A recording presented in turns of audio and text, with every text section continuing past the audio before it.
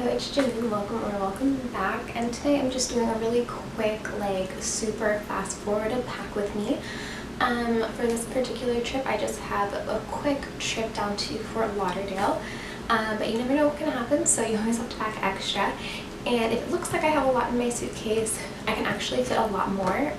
I like packing cubes. They've really helped me stay organized. And if you want a more detailed video on how I pack my packing cubes or what I keep in kind of each of the individual little baggies, let me know. I'll be happy to do it.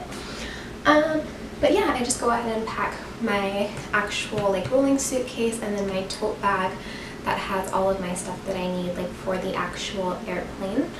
And yeah, so I hope you guys enjoy it. Let me know in the comments, like I said, if you guys want to see a more in-depth packing video or how I keep my packing cubes organized or something like that.